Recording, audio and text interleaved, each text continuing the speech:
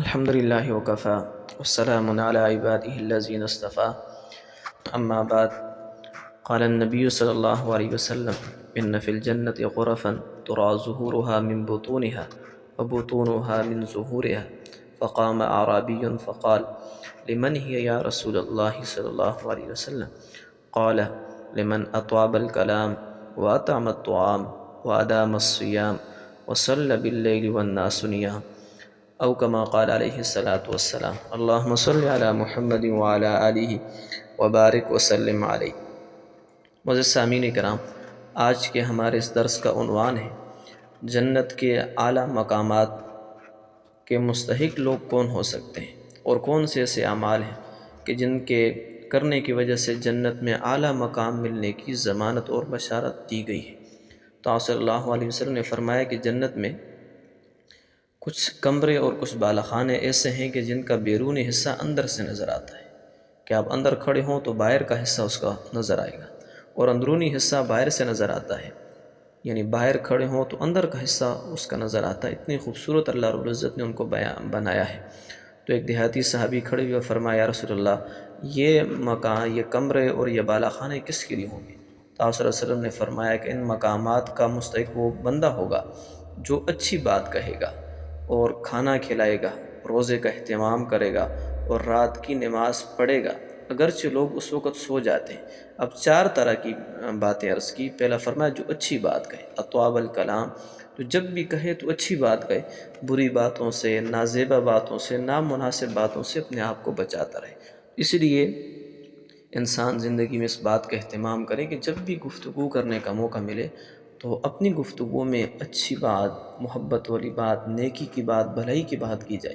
ایسی باتیں کرنا کہ جن کا دنیا اور آخرت میں کوئی فائدہ نہ ہو، ایسی باتیں کرنے سے انسان بچتا رہے. اور آپ صلی اللہ علیہ وسلم نے بھی اس سے منع فرمایا.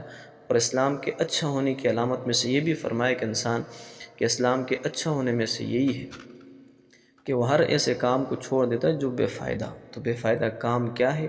بے فائدہ کام وہ ہے کہ جس کا دنیا اور آخرت میں کوئی فائدہ نہ ہو. بے فائدہ بات وہ ہے کہ جس کے کرنے کا دنیا اور آخرت میں کسی قسم کو کوئی فائدہ نہ ہو. تو اس لیے اچھی بات کرنا یہ نیک کاموں میں سے، اور اس کی وجہ سے انسان کو جنت میں اعلیٰ مقامات ملنے کی بشارت اور خوشخبری دی گئی ہے اور اس کی ضمانت لی گئی ہے. تو فرمایا اطعام الطعام، اپنا کھانا دوسروں کو کھلاتا ہے، غریبوں کو، مساکین کو، ضرورت مندوں کو، رشتہ داروں کو، دوستوں کو جائز طریقے سے مال کھلا دینا. کوئی ضرورت مند ہے اس کو کھانے کی چیز دے دی، کوئی محتاج ہے اس کو کھانے کی چیز دے دی، یا ویسے ہی اپنے رشتہ داروں اور دوستوں کو دعوت ان کی کر کے اللہ کی رضا کے لیے ان کو کھانا کھلا دیا. تو یہ بھی نیکی کے کاموں میں سے، اور اس کی وجہ سے بھی انسان اس طرح کے بالا خانوں کا، کمروں کا مستحق بن جاتا ہے کہ جن کی صرف بالا خانوں کی خوبصورتی ایسی ہوگی، کمروں کی خوبصورتی ایسی ہوگی، تو اس محل کی، اس پورے گھر کی اپنی خوبصورتی کا کیا عالم ہوگا. تیسرا فرمایا کہ وادام الصیام، روزے رکھنے کا اہتمام کرتا ہے. فرض ہیں وہ بھی تو رکھنے ہی رکھنے، لیکن ساتھ جو ہے تو سنت جو روزے ہیں ان کا بھی اہتمام کرتا ہے، جو نفلی روزے ہیں ان کا بھی وہ اہتمام کرتا ہے. تیسرا فرمایا وصلی باللیل والناس نیام، اور رات کو جب سارے لوگ سوئے ہوتے ہیں تو یہ اس وقت کھڑا ہو کر اپنے اللہ کے سامنے عبادت کر رہا ہوتا ہے، نماز پڑھ رہا ہوتا ہے. مراد اس سے تہجد کی نماز ہے کہ جب لوگ سو رہے ہوں تو انسان تنہائی میں اپنے اللہ رب العزت سے جو ہے تو باتیں کرتا رہے، اللہ کے سامنے سجدہ ریز ہو، اللہ کی حمد و ثنا بیان کرے، اللہ کے سامنے ہاتھ اٹھا کر اپنی دعائیں مانگے، اپنی حاجت اللہ کے سامنے پیش کرے. تو یہ سارے ایسے بھلائی اور نیکی کے کام ہیں کہ جن کے کرنے کی وجہ سے انسان جنت کے اس طرح کے گھروں کا مستحق بن جاتا ہے کہ جس کے بالا خانے اور کمرے اتنی خوبصورت ہیں کہ آپ باہر کھڑے ہوں تو اندر کا سب کچھ نظر آئے گا، اور اندر کھڑے ہوں تو باہر کا سب کچھ نظر آئے گا. تو یہ محلات کس کے لیے؟ فرمایا چار طرح کے لوگ: جو اچھی بات کہے، اپنا کھانا کھلاتا رہے، اور اس کے ساتھ جو ہے تو روزوں کا اہتمام کرتا رہے، اور راتوں کو نماز پڑھنے کا جو ہے وہ شخص اہتمام کرتا رہے. اسی لیے زندگی میں ان چیزوں کا اپنا معمول بنایا جائے کہ جب بھی بات کی جائے اچھی اور بھلائی کی ہو، اور دوستوں کی، غریب و غرباء کی کھانے کے ذریعے سے ضرور مدد کی جائے، ان کے ساتھ تعاون کیا جائے، ان کی اس مدد کے ذریعے سے ان سے دعائیں لی جائے.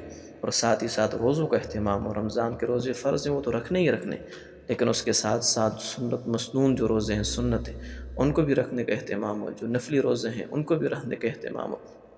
اور اس کے ساتھ راتوں کو عبادت کے اہتمام ہو کہ 10 منٹ 20 منٹ 25 منٹ جتنی بھی ہمت ہو 2-4 رکعتیں ضرور اٹھ کر اپنے اللہ کے سامنے اس کی عبادت کی جائے کہ یہ خصوصی وقت ہے اللہ تعالیٰ کے انعام کا اور نوازشات کا۔